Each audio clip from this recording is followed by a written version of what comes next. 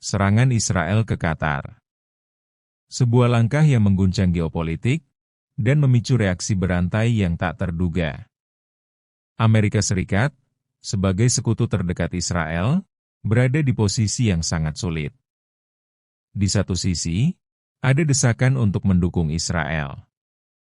Namun di sisi lain, ada juga kekhawatiran yang mendalam mengenai stabilitas regional dan potensi eskalasi konflik. Di lain sisi, Qatar mengecam Perdana Menteri Israel Benyamin Netanyahu atas perbandingannya yang sembrono antara serangan rudal Zionis di Doha dengan respons Amerika Serikat terhadap kekejaman September 11 dulu. Netanyahu mengutip pengejaran Amerika terhadap Al-Qaeda untuk membenarkan serangan rudal di Doha. Netanyahu berkata, pemerintah tidak dapat melindungi teroris, klaimnya, seraya menambahkan, kemarin, kami bertindak seperti itu. Kami mengejar dalang teroris yang melakukan pembantaian 7 Oktober yang lalu. Kementerian Luar Negeri Qatar mengatakan pernyataan Netanyahu merupakan upaya memalukan untuk membenarkan serangan rudal hari Selasa yang menewaskan beberapa pejabat Hamas dan seorang penjaga keamanan Qatar. Israel berhasil mengirimkan kepulan asap ke ibu kota Qatar dan memicu kepanikan di antara penduduk. Qatar telah memainkan peran mediasi utama antara Hamas dan Israel sejak Perang Gaza dimulai. Netanyahu sepenuhnya menyadari bahwa penempatan kantor Hamas terjadi dalam kerangka upaya mediasi Qatar yang diminta oleh Amerika Serikat dan Israel, ungkap Kemlu Qatar tersebut. Qatar bisa dimaafkan jika sebelumnya mengira negaranya kebal terhadap serangan Israel karena mereka telah melakukan banyak hal untuk Amerika. Wajar jika mereka kini merasa benar-benar dikhianati. Negara teluk kecil tetapi kaya raya ini merupakan sekutu utama Amerika yang menyambut Presiden Donald Trump hanya 4 bulan lalu. Karpet merah digelar, kesepakatan bernilai miliaran dolar dilakukan dan pesawat kepresidenan yang kontroversial dihadiahkan. Mengenai perannya sebagai mediator untuk mengakhiri perang di Gaza antara Israel dan Hamas, Perdana Menteri Qatar, Sheikh Muhammad bin Abdurrahman bin Jassim Al Thani secara pribadi bertemu dengan kepala negosiator Hamas Hil Al-Hia pada hari Senin. Langkah ini diambil untuk mendorong kesepakatan gencatan senjata dan penyanderaan baru yang dipimpin oleh Amerika. Tanggapan Hamas diperkirakan akan muncul pada pertemuan lanjutan Selasa malam. Beberapa jam sebelum jawaban itu datang, jet tempur Israel menyerang sebuah bangunan tempat tinggal di Doha. Serangan mengakibatkan 5 anggota Hamas dan seorang pejabat keamanan Qatar meninggal dunia. Rasa terkejut dan pengkhianatan terasa nyata di ibu kota Qatar. Kata-kata yang digunakan Perdana Menteri Qatar begitu kuat, menggugah, dan mengecam. Berbeda dari respon tenangnya yang biasa terhadap liku-liku yang tak henti-hentinya dalam upaya mengakhiri perang 23 bulan di Gaza. Dalam wawancara, dia menyebut serangan itu sebagai teror negara dan dia memperingatkan bahwa Perdana Menteri Israel Benyamin Netanyahu telah membunuh harapan bagi para sandera dan merusak peluang perdamaian. Dia juga mengatakan bahwa pemimpin Israel itu harus dibawa ke pengadilan dengan menuduhnya melanggar setiap hukum internasional. Negara yang tidak memiliki hubungan diplomatik dengan Israel itu telah mengundang delegasinya untuk datang dan bernegosiasi secara tidak langsung dengan Hamas. Sebuah upaya yang diapresiasi oleh Presiden Donald Trump dengan menyebut Doha mengambil langkah berani mengambil resiko bersama Amerika untuk menengahi perdamaian. Qatar juga dianggap telah menerima serangan atas nama Amerika ketika Iran menyerang pangkalan militer Al-Ude pada bulan Juni tahun ini. Fasilitas militer Amerika terbesar di kawasan tersebut. Tehran mengatakan serangan tersebut merupakan respon atas serangan Amerika terhadap fasilitas nuklirnya. Doha mengeluarkan kecaman keras. Tetapi tidak lebih dari itu. Pesan yang tersirat dari serangan ini tidak hanya terbatas pada Qatar. Negara-negara di Teluk yang selama beberapa dekade secara aktif condong ke Amerika baik secara politik maupun finansial, kini mungkin mempertanyakan manfaat yang diasumsikan dari pilihan tersebut. Jaminan keamanan Amerika tersirat dalam kesepakatan yang telah dibuat dan nota kesepahaman yang ditandatangani. Arab Saudi, Qatar, dan Uni Emirat Arab menjanjikan kesepakatan senilai 3 triliun dolar Amerika atau sekitar 49.000 triliun rupiah selama kunjungan Trump di bulan Mei. Ini adalah angka yang sangat besar. Akademisi di Carnegie Endowment for International Peace, berpikir negara-negara tersebut akan bertanya-tanya apa yang bisa mereka lakukan untuk mencegah serangan di masa mendatang. Selain itu juga mempertanyakan arsitektur keamanan seperti apa yang perlu mereka investasikan sekarang. Karena ternyata mereka bergantung pada mitra yang belum mampu melindungi mereka, bahkan dari salah satu sekutunya sendiri. Kerusakan kepercayaan antara Amerika dan mitra-mitra teluknya telah terjadi. Meskipun sejauh mana kerusakan tersebut belum jelas. Sebagian besar akan bergantung pada jaminan Presiden Trump kepada sekutu-sekutunya dan pesan publik kepada Israel. Kata-kata yang digunakan Perdana Menteri Qatar begitu kuat, menggugah, dan mengecam.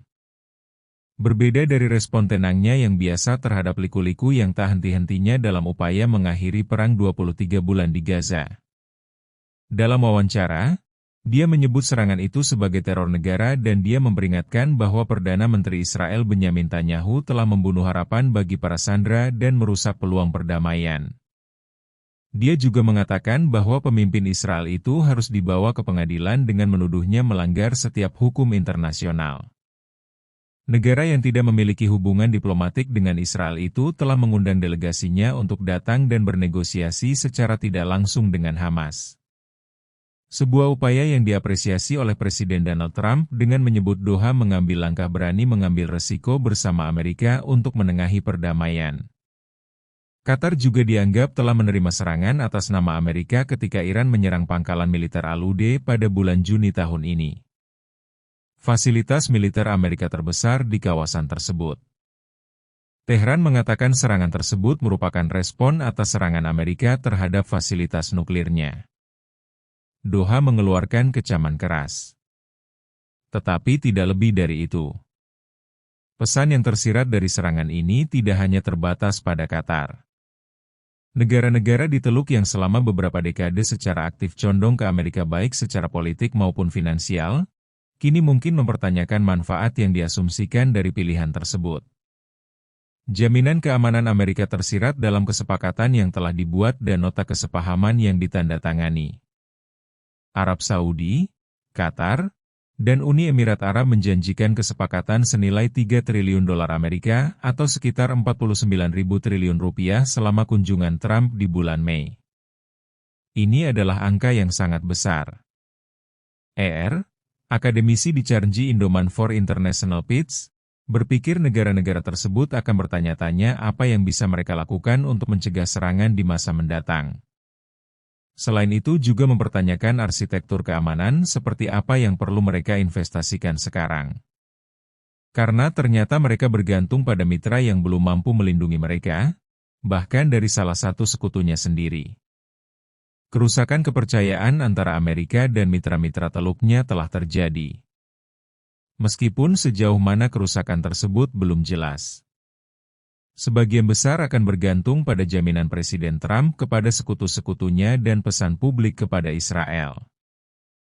Pertanyaan yang lebih luas adalah efek negatif seperti apa yang akan ditimbulkan oleh hal ini terhadap upaya mediasi di masa mendatang.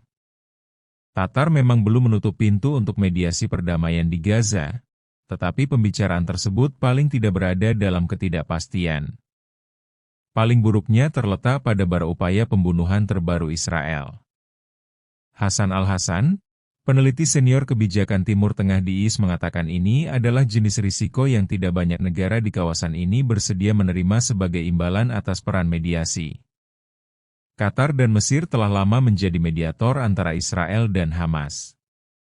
Oman telah memfasilitasi perundingan di antara Iran dan Amerika dan lebih berhasil lagi antara Amerika Serikat dan Houthi. Uni Emirat Arab telah memfasilitasi pertukaran tahanan antara Rusia dan Ukraina.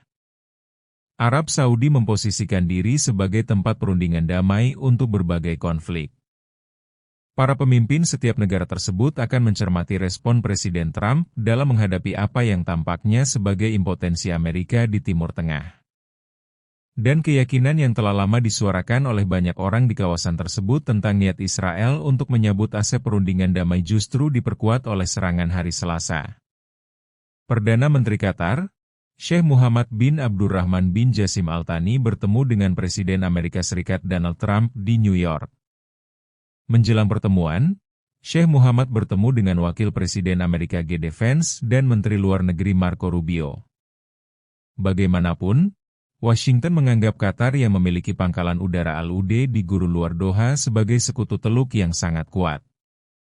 Trump telah mengatakan bahwa dia sangat tidak senang dengan penargetan Qatar oleh Israel. Tetapi jelas kata-kata semacam itu tidak akan menenangkan Timur Tengah yang semakin gelisah. Pemerintahan Trump jelas terlibat dalam tindakan penyeimbangan antara sekutu Timur Tengah dan Israel. Pada hari Kamis, Amerika yang secara tradisional melindungi Israel di panggung internasional bergabung dengan sesama anggota Dewan Keamanan PBB dalam mengutuk negara tersebut atas serangannya terhadap Qatar. Tapi apakah kita benar-benar tahu semuanya? Apa yang tidak diberitahukan kepada kita? Apakah ada motif tersembunyi, sebuah kesepakatan rahasia yang telah dibuat? Beberapa sumber yang tidak disebutkan namanya mengatakan bahwa sebelum serangan terjadi, ada sebuah pesan yang dikirimkan oleh Israel kepada Amerika. Sebuah pesan yang mengandung informasi yang sangat sensitif, yang bisa mengubah seluruh persepsi kita tentang peristiwa ini. Informasi itu, jika benar, akan menunjukkan bahwa respons Amerika bukanlah hasil dari kebingungan, tetapi dari sebuah rencana yang matang, sebuah strategi yang telah dirancang jauh sebelumnya. Jadi, pertanyaan yang harus kita tanyakan sekarang adalah, apakah Amerika Serikat benar-benar bereaksi, atau apakah mereka justru berada satu langkah di depan dan apa yang akan terjadi ketika rahasia ini akhirnya terungkap? Hanya waktu yang bisa menjawab itu semua.